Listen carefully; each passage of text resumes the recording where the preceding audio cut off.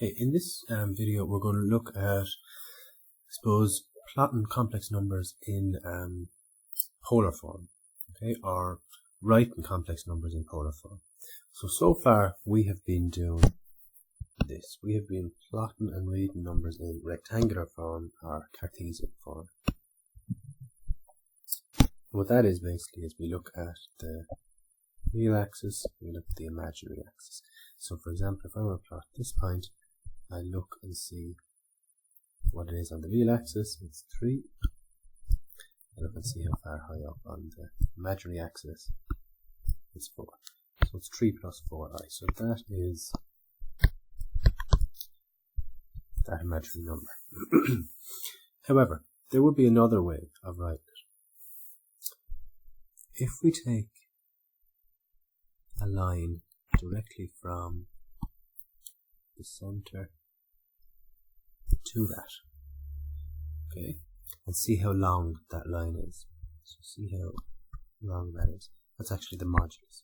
So if we see how long that line extends out, and then we find the angle here, well then I could find what this point is. Okay, so I'll say that again. I find how long this line extends out, and the angle here, and then that would tell me where that point is. Alright? So that's what I'm going to do. Right. So first of all, how do I find out how long this line extends out? Right. Well, if we think back to our trigonometric ratios, if I make a triangle here, and this is 4, and this is 3. And I will find the distance from here to here. Okay, and here's what I do. I could use Pythagoras' theorem to get this. Okay, that'd be no problem. And that's exactly what I will do. However, in complex numbers, I don't call it Pythagoras' theorem. I call it the modulus. Okay, so we say the radius equals the square root of a squared plus b squared. It's actually the exact same as Pythagoras' theorem.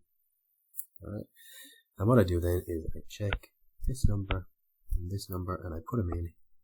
So this will be a, this will be b, so it's 3 squared plus 4 squared, which is 9 plus 16, which is 25, and the square root of 25 is 5. So we have this radius is 25. Or sorry, it's 5. Okay, now I want to find this angle. We call this angle the argument. Okay, so I want to find the angle theta, call it the argument, and I find it where I always use the tan inverse.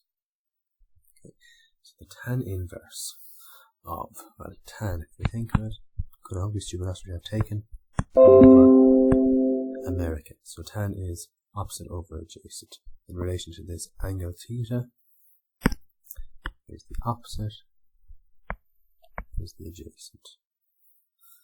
So tan theta 4 over 3. And that will give me theta equals 53.13 degrees. Okay, so how do I write that then? Well, if we look up here, this is how we write a complex number in polar form. We have the radius, which is 5. So right here, radius, which is 5. We get that from here. Because what I found out, which is 53.13 degrees,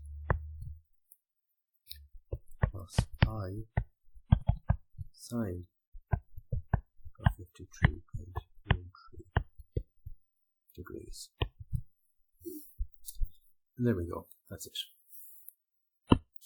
Okay, so here we have a complex number, and in Cartesian form, it is 2 plus 5i. And I want to write it in polar form. Okay, first thing I do, I get the modulus, or the radius, so the distance from here to here, and that is radius equals 2 squared plus 5 squared. So the radius equals the square root of 4 plus 25, which equals square root of 29. Okay, we can leave it at that. I'll leave it at the square root of 29. Now I want to find theta, which is, here. However, I don't have a right angled triangle here. Don't have a right angled triangle here. So what do? Well, I make one on the other side. There's my right angled triangle. So if I can find that theta, take it away from 180, well then I'll find out what this is. So that's exactly what I'm going to do. So I will say the tan inverse of, let's check, the height of this is 5, so the opposite is 5 over, here is 2. So the tan inverse of 5 over 2, so let's check that on the calculator. 5 over 2 equals 68, we just round to the nearest degree, 68 degrees. Therefore, this here must be 180 degrees minus 68 degrees, which gives us 112 degrees. So, in order for us to write this in polar form, we will say the square root of 29 cos 112 degrees plus I sine 112 degrees. And there we have it in polar form. Okay, let's keep going.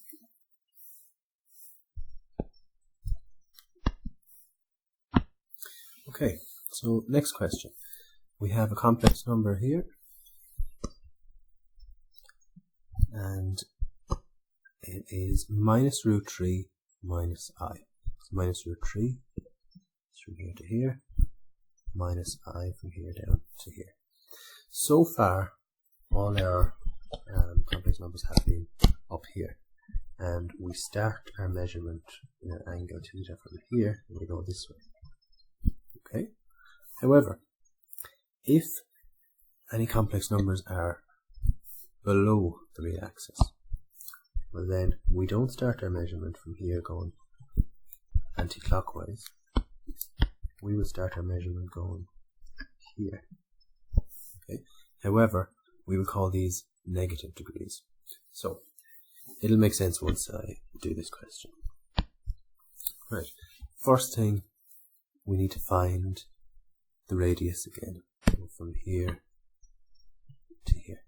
Same as usual. Radius equals the square root of a squared plus b squared. So the radius equals a squared is minus the square root of 3 squared plus b squared is 1. There's an invisible 1 there. Sorry, minus 1 squared. So the radius equals, well, minus root 3 squared is just 3, and minus 1 squared is 1. So we have the square root of 3 plus 1, and that's the square root of 4, which is 2. So we have our radius. Now we want to find our argument,